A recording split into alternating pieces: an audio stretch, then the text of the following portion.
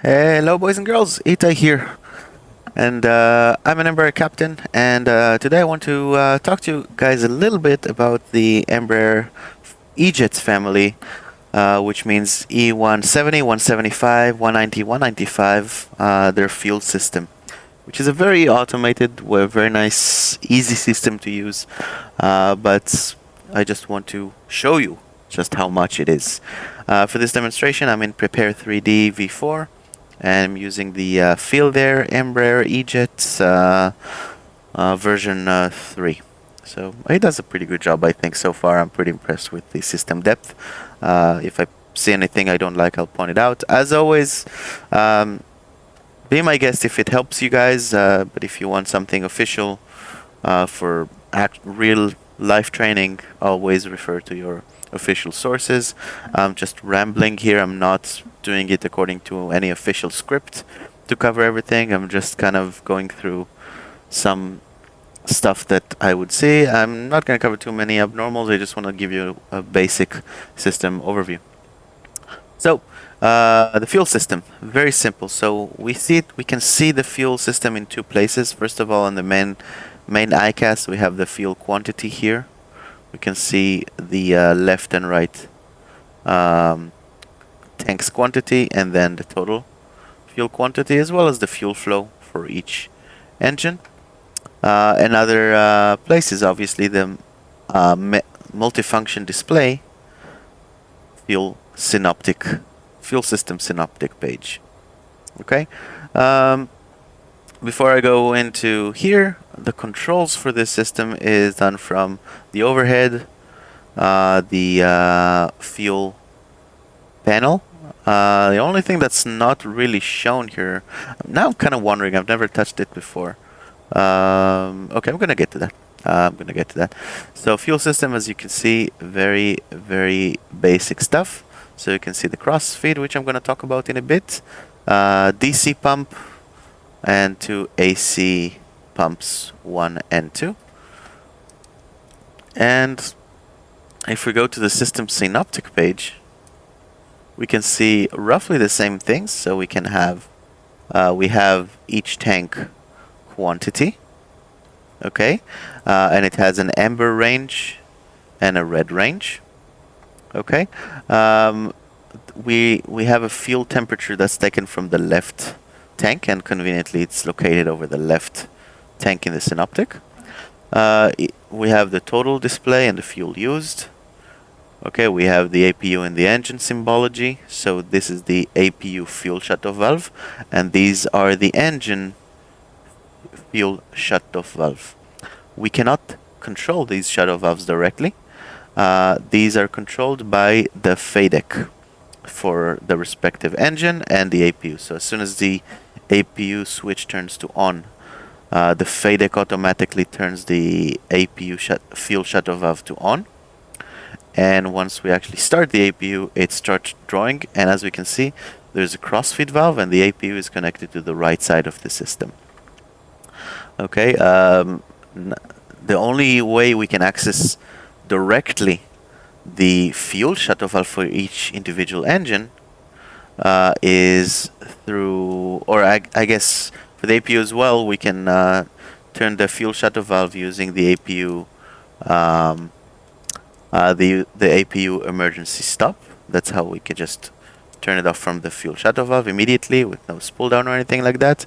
And for each individual engine, similar logic, we can just do it through the fire handle. So let's see if we pull engine 1 fire handle.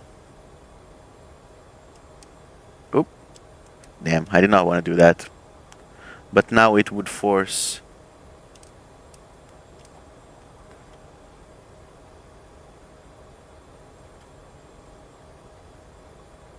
here we go. So pulling the fire handle like that, not necessarily twisting, but just pulling the handle, would also force the fuel shutoff valve for each engine to off. Okay, and now great, we have some maintenance right up for the A fire extinguishing bottle to the engine, and it shouldn't turn on, but let's see. Anyway, if I don't need to turn it on to show you guys. Okay, so each side of the system has an AC pump that you have seen the controls for to turn it either auto, on, or off. Okay, and each engine also had a primary ejector pump. It's this thing here. So primary ejector pump, it's just based on pressure. So the engine itself has an engine-driven fuel pump. That engine-driven fuel pump is going to draw some fuel over the ejector pump, and that would create pressure to actually put pressure from the ejector pump. It's not electrical. We don't need any power for it. It just runs on its own mechanically. So once the engine is running, the ejector pump is the one feeding the system.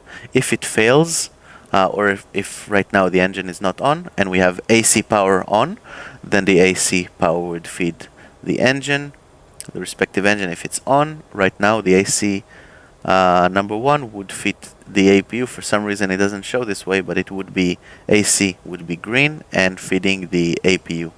When we just start up the engine, if there is no ground power GPU, then there's no AC power to the system, but we still want to be able to turn on the APU.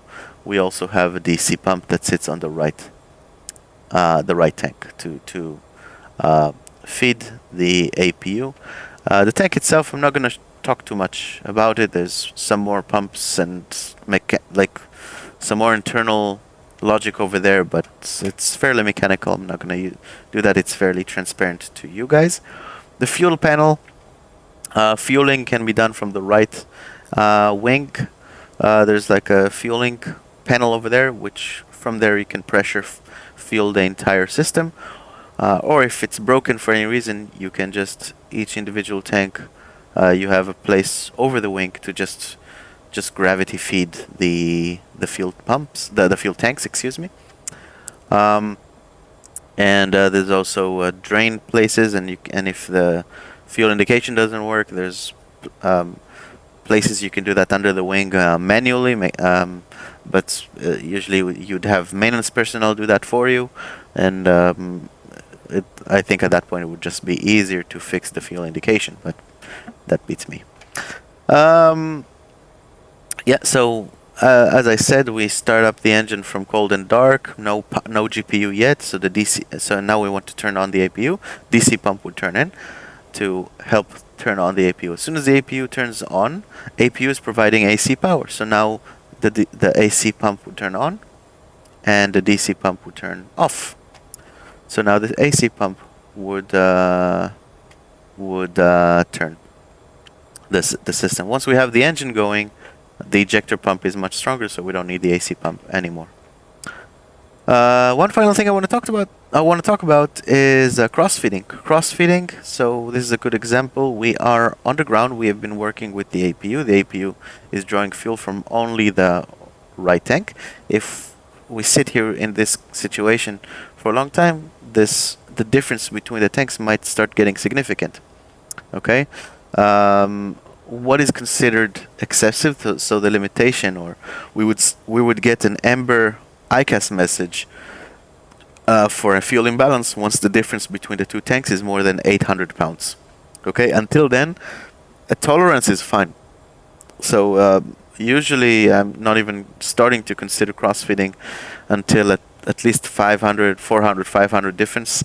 I'm not hurrying to cross-feed and balance the fuel too much, because it gives me an indication. If there's a fuel imbalance because of an unknown reason, it's worth investigating.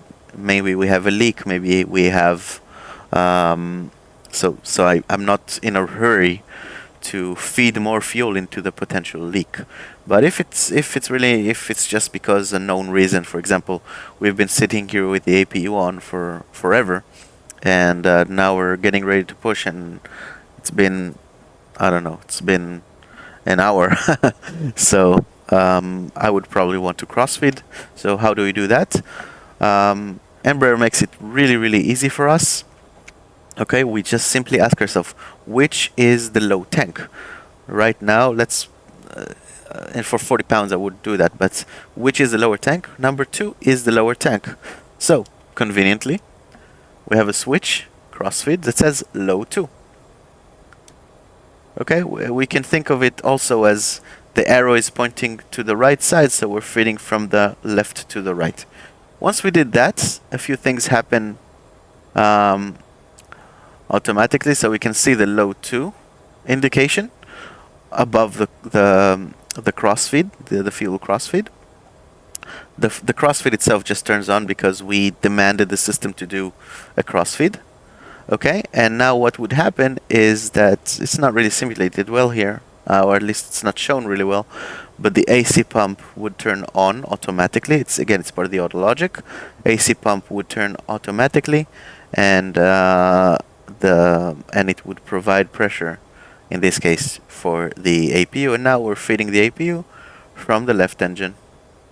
If we have both engines on and we're cross-feeding, what would happen is the ejector pumps for the engines would still be working mechanically. We can't control that. But if we do a cross-feed, like in this situation, AC pump 1 would also turn on to basically combine with the pressure of the ejector pump, and then the combined pressure would overcome the pressure from only the ejector pump, and therefore the left tank would feed both engines. Okay, once we're done with the fuel crossfeeding, simple as it was before, just turn the crossfeed back to off, and automatically AC pump would turn back off according to the auto logic, and the cross-bleed blood valve would turn off.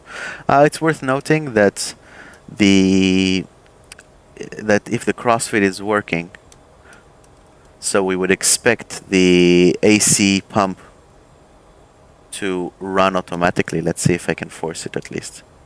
Yep, AC pump is running. So this is how it would show if we're crossfeeding on low 2. But it's worth noting that